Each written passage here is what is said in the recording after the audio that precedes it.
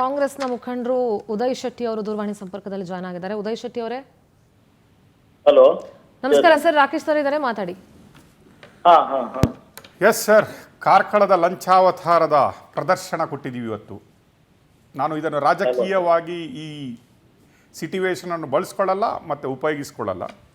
But Karkala ಈ ರೀತಿಯಲ್ಲಿ ಒಂದು ಸ್ಟೇಷನಲ್ಲಿ ಲಕ್ಷ ಲಕ್ಷ ಜನಸಾಮಾನ್ಯರನ್ನು ಲೂಟ್ ಮಾಡಿ ತಗೊಳ್ಳುವಂತಹ ಒಂದು ವಿಡಿಯೋವನ್ನು ಪ್ರಸಾರ ಮಾಡಿದ್ದೀವಿ. ನೀವು ಅಲ್ಲಿ ವಿರೋಧ ಪಕ್ಷದ ನಾಯಕರಾಗಿದ್ದೀರಿ, ಪ್ರಸಕ್ತ ಏನು ಗವರ್ಮೆಂಟ್ ಇದೆ ಅದರ ಮುಖಂಡರಾಗಿದ್ದೀರಿ. ಏನು ಹೇಳ್ತೀರಿ ಇದನ್ನು ನೋಡಿದಾಗ? ತುಂಬಾ ದುರದೃಷ್ಟಕರ. ನಾವ್ಯಾರು ಎನಿಸುವುದಿಲ್ಲ ಹೀಗೆ ಅಲ್ಲ.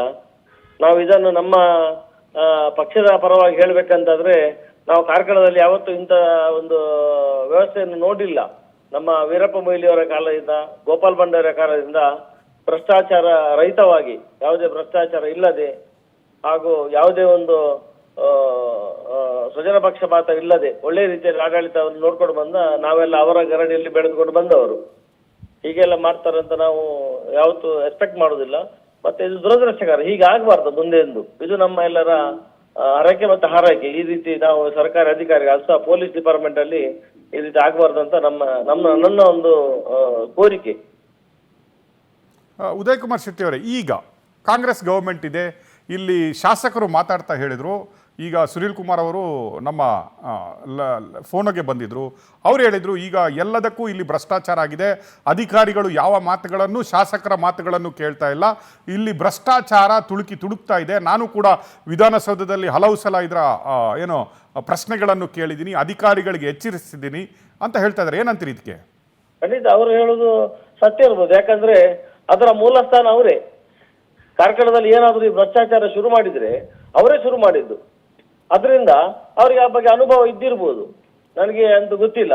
ಅವರು ಹೇಳುದು ಸತ್ಯ ಇರ್ಬೋದು. ಯಾಕಂದ್ರೆ ಅವರಿಗೆ ಅದರ ಬಗ್ಗೆ ಅನುಭವ ಇದೆ, ಅವ್ರಿಗೆ ಗೊತ್ತಿದೆ, ಅವರು ಅದನ್ನು ಮಾಡ್ತಾ ಇರುವವರು. ಅದರಿಂದ ಅವರು ಹೇಳುದು ತಪ್ಪಂತ ನಾನು ಹೇಳುದು ಇರ್ಬೋದು. ಬಟ್ ನಾನು ನೋಡಿದ ಪ್ರಕಾರ ಕಾರ್ಕಳದಲ್ಲಿ ಅಂತ ಯಾವುದೇ ಸಿಚುವೇಶನ್ ಇರಲಿಲ್ಲ, ಚೆನ್ನಾಗಿತ್ತು. ಮತ್ತು ಇಷ್ಟೊಂದು ಯಾಕೆ ಮಾಡಿದಾರ ನಂಗೆ ಬಹಳ ಆಶ್ಚರ್ಯ ಆಗ್ತಾ ಉಂಟು. ನಮ್ಗೆ ಈ ಬಗ್ಗೆ ಅನುಭವ ಇಲ್ಲ, ಅವರಿಗೆ ಅದು ಅನುಭವ ಇತ್ತು, ಅನುಭವದ ಮಾತು ಅವರದು. ಮತ್ತೆ ಸುಮಾರು ವರ್ಷದಿಂದ ಮಾಡ್ಕೊಂಡು ಬಂದಿದ್ದಾರೆ, ಒಂದು 22 ವರ್ಷದಿಂದ. ಹಾಗಾಗಿ ಅವರಿಗೆ ಆ ಬಗ್ಗೆ ಅನುಭವ ಇದ್ದಿರ್ಬೋದು. ನಮ್ಮಲ್ಲಿ ನಾನು ನೋಡಿದ ಪ್ರಕಾರ ಹೀಗೆ ಒಂದು ಆಗ್ತದೆ ಅಂತ ನಾವು ಎಣಿಸ್ಲಿಲ್ಲ. ಬಟ್ ದುರದೃಷ್ಟಕರ. ಖಂಡಿತ ಮುಂದೆ ಇಂಥದ್ದೆಲ್ಲ ಆಗ್ಬಾರ್ದು. ಮುಂಚೆ ಎಲ್ರಿಗೂ ಒಂದು ಎಚ್ಚರಿಕೆ ಕರೆಗಂಟೆ. ಎಲ್ಲರೂ ಸರ್ಕಾರಿ ಕೆಲಸವನ್ನು ದೇವರ ಕೆಲಸ ಅಂತ, ಪಾಪದ ಬಡವರ ಕೆಲಸವನ್ನು, ಅಥವಾ ನಮ್ಮ ಗ್ರಾಮೀಣ ಭಾಗ ಒಂದು ಒಳ್ಳೆಯ ಜಾಗ ಕಾರ್ಕಳ ಅಂದ್ರೆ ನಾವೆಲ್ಲ ಬಹಳ ಶ್ರದ್ಧೆ ಮತ್ತೆ ಭಕ್ತಿಯಿಂದ ಕೂಡಿದ, ಎಲ್ಲಿ ಹಲವಾರು ವಿದ್ಯಾಸಂಸ್ಥೆಗಳು ಹೊರಗಿಂದ ಮಕ್ಕಳು ಬಂದು ಅಲ್ಲಿ ಓದ್ತಿರುವಂತ ಒಳ್ಳೆಯ ಒಂದು ಜಾಗ. ಅದ್ರಲ್ಲಿ ಇಂಥದ್ದೆಲ್ಲ ಆಗ್ಬಾರ್ದು ಅಂತ ನಮ್ಮೆಲ್ಲರ ಒಂದು ಯಾವಾಗಲೂ ಪ್ರಾರ್ಥನೆ ದೇವರಲ್ಲಿ. ಈಗ ಪವರ್ ಟಿವಿ ಒಂದು ಅಭಿಯಾನ ಶುರು ಮಾಡಿದೆ, ಭ್ರಷ್ಟಾಚಾರ ಮುಕ್ತ ಕಾರ್ಕಳ ಮತ್ತು ಉಡುಪಿ ಜಿಲ್ಲೆಯನ್ನು ಮಾಡಬೇಕು ಮೊದಲನೆಯದಾಗಿ ಕರ್ನಾಟಕದಲ್ಲಿ ಅಂತ. ಅದಕ್ಕೆ ಸುನೀಲ್ ಕುಮಾರ್ ಅವರು ಹೇಳಿದರು, ನಾನು ಅದಕ್ಕೆ ಸಾಥ್ ಕೊಡ್ತೀನಿ, ನಾನು ನಿಮ್ಮೊಟ್ಟಿಗೆ ನಿಂತ್ಕೊಳ್ತೀನಿ ಅಂತ. ಸರ್ಕಾರದ ಮುಖಂಡರಾಗಿ, ನೀವು ಈಗ ಕಾಂಗ್ರೆಸ್ನ ಮುಖಂಡರಾಗಿದ್ದೀರಿ, ನೀವೇಂತೀರಿ ಈ ಅಭಿಯಾನದಲ್ಲಿ ನಿಮ್ಮ ಪಾತ್ರ ಹೇಗಿರುತ್ತೆ? ನೀವು ಅವ್ರ ಹತ್ರ ಪುನಃಸಲ ಕೇಳ್ಕೊಳ್ಳಿ. ಯಾಕಂದ್ರೆ ನೀವು ಹೇಳಿದ್ರೆ ಅರ್ಥ ಆಗಿದ್ದಿಲ್ಲ ಗೊತ್ತಿಲ್ಲ.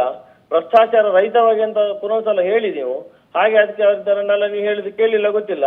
ನಾವಂತೂ 100ಕ್ಕೆ 100 ಇದ್ದೇವೆ. ನಾವು ಅದನ್ನೇ ಎಕ್ಸ್ಪೆಕ್ಟ್ ಮಾಡುದು. ಒಳ್ಳೆ ರೀತಿಯ ಒಂದು ಸ್ವಚ್ಛ ಆಡಳಿತ ಇರಬೇಕು, ಚೆನ್ನಾಗಿರ್ಬೇಕಂತ. ಈಗ ನಮ್ಮ ಸಿದ್ದರಾಮಯ್ಯರು ಮೊನ್ನೆ ತನಕ ಕೊಟ್ಟ ಆಡಳಿತ ಇರ್ಬೋದು ಸುಮಾರು 3 ವರ್ಷದ್ದು. ಈಗ DK ಶಿವಕುಮಾರ್ ಇಂದ ಆಗ್ಬೋದು.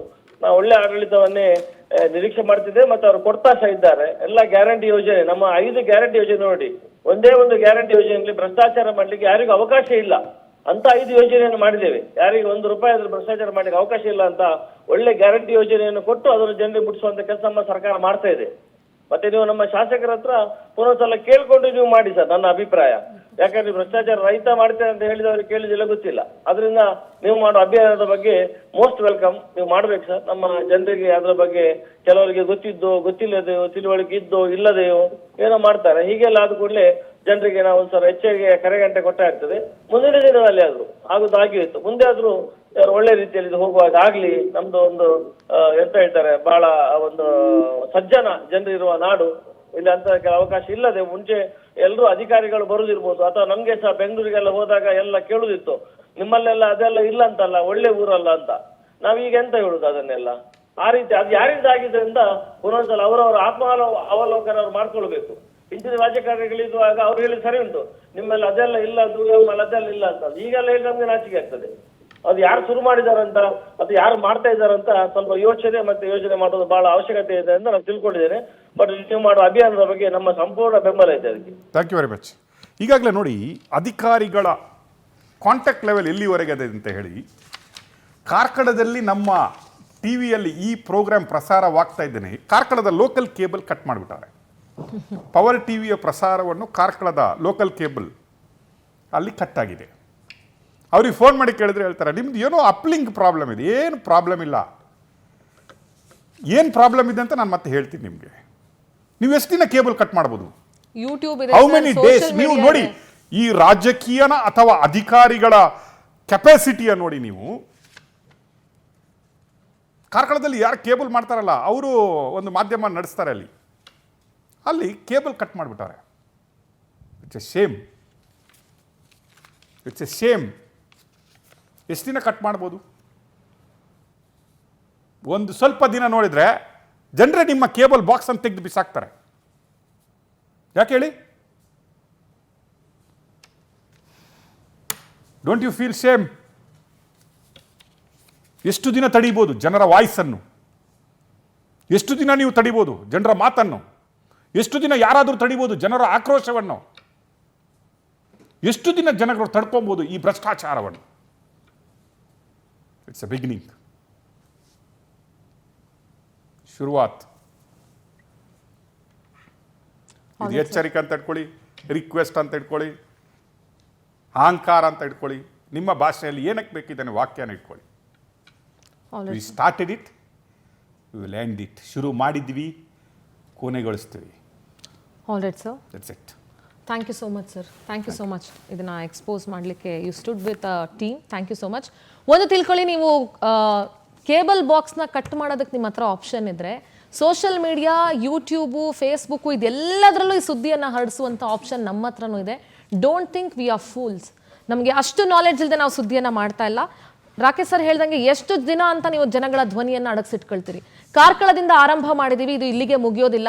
ಮುಂದೆ ಯಾವ ಜಿಲ್ಲೆಯಲ್ಲಿ, ಯಾವ ತಾಲೂಕಲ್ಲಿ ಪವರ್ ಟಿವಿ ಸ್ಟಿಂಗ್ ಕ್ಯಾಮ್ರಾ ಇರುತ್ತೆ ಅನ್ನೋದನ್ನು ಕೂಡ ನೀವು ಇಮ್ಯಾಜಿನ್ ಮಾಡೋದಕ್ಕೆ ಆಗೋದಿಲ್ಲ. ಸೊ ಎಚ್ಚರಿಕೆಯಿಂದ ಇರಿ. ಪವರ್ ಟಿವಿ ಕ್ಯಾಮೆರಾ ನಿಮ್ಮ ಹಿಂದೆ ಇದೆ ಅಂತ ಹೇಳ್ತಾ ಈ ಕಾರ್ಯಕ್ರಮ ಅಲ್ಲಿಗೆ ಮುಗಿಸ್ತಾ ಇದ್ದೀನಿ. ನೋಡ್ತಾ ಇರಿ ಪವರ್ ಟಿವಿ, ಇದು ನಿಮ್ಮ ಶಕ್ತಿ.